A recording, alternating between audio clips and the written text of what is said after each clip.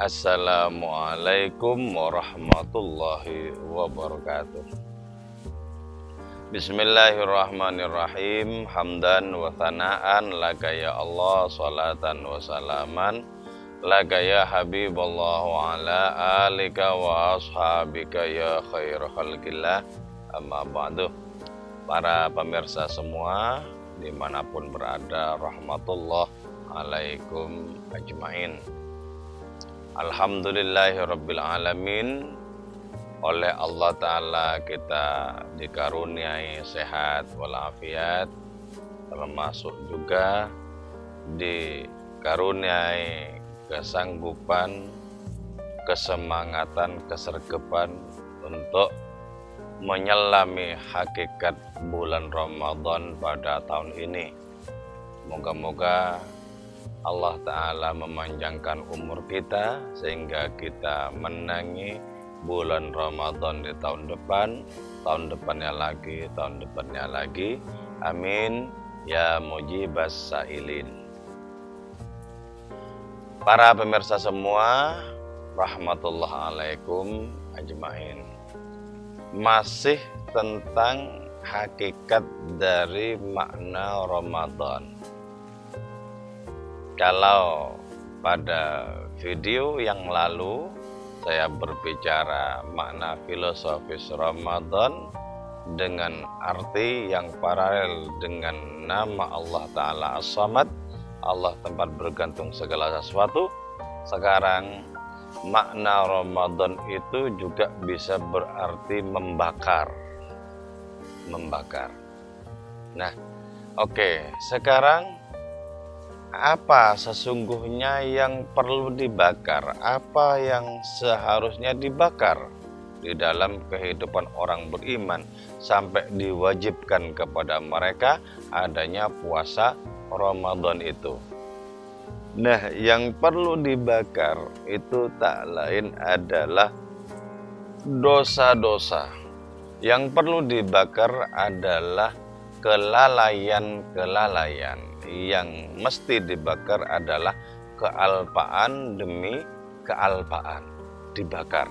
Nah, tentu saja bakarnya itu tidak dengan kobaran api, tidak, tapi dengan adanya mujahadah, dengan adanya riyadhah, dengan adanya kesungguhan dan latihan-latihan rohani. Oke, sekarang ya, dosa. Apakah dosa? Dosa itu maha kafi sodrik, ya.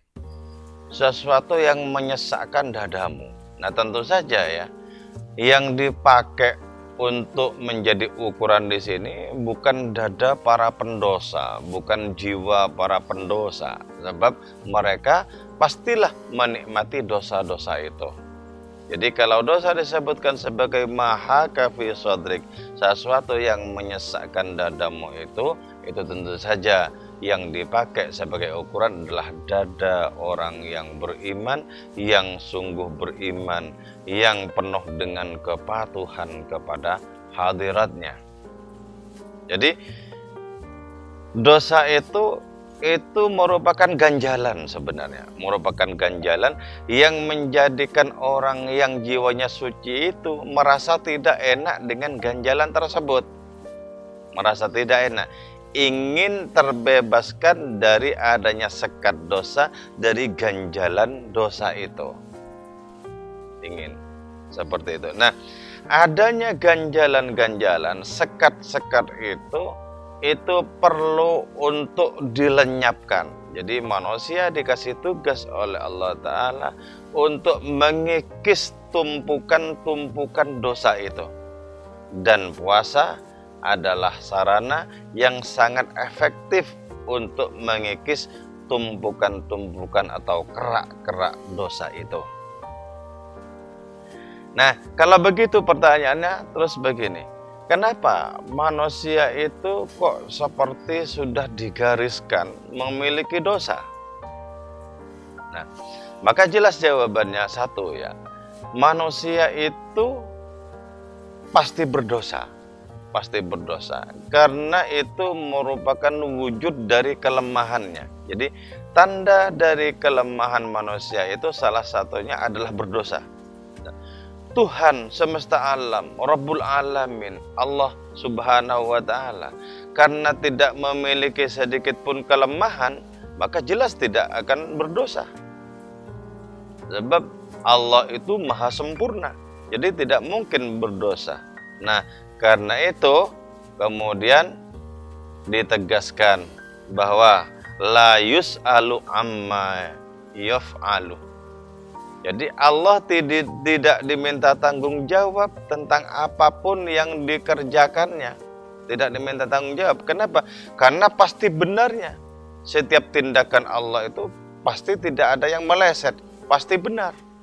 Tapi manusia yang memiliki keran untuk melakukan dosa-dosa itu wahum yus'alun. Mereka itu diminta untuk tanggung jawab.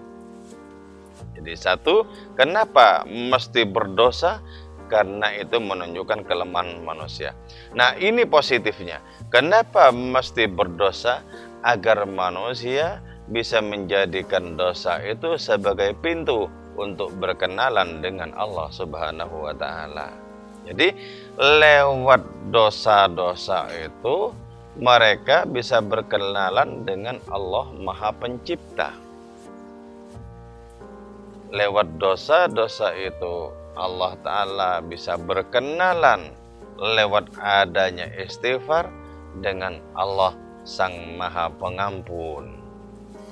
Dengan Allah Sang Maha Pengampun. Jadi kalau begitu, dosa-dosa itu bisa dipahami sebagai tangga bagi adanya pendakian para salik.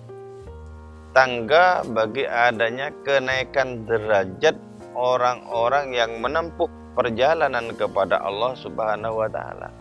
Bisa dipahami sebagai tangga seperti itu. Nah, dengan demikian maka dosa itu terasa menjadi sebagai berkah bagi adanya perjalanan rohani.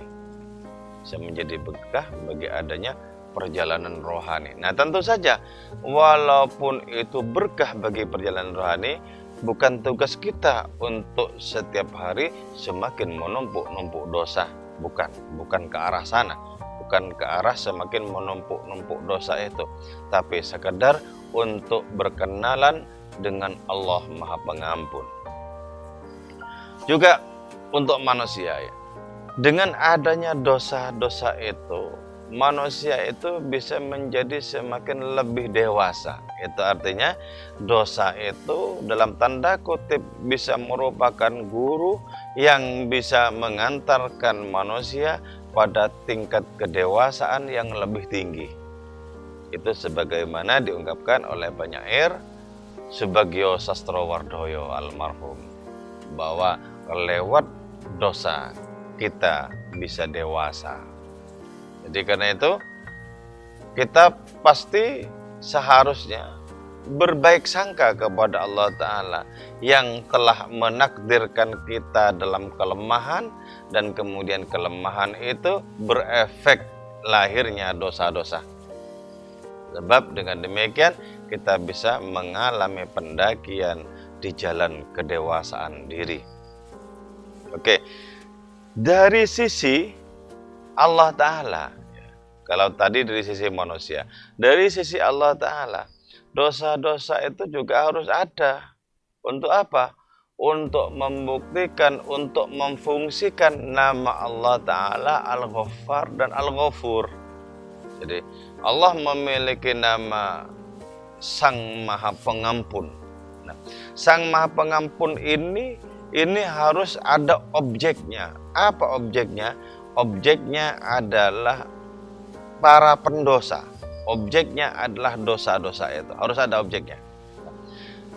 Karena ini membutuhkan objek, maka otomatis dosa-dosa manusia itu menjadi makanan, menjadi objek dari adanya nama Allah Ta'ala Al-Ghafur, dari namanya Allah Ta'ala Al-Ghaffar. Harus menjadi objek.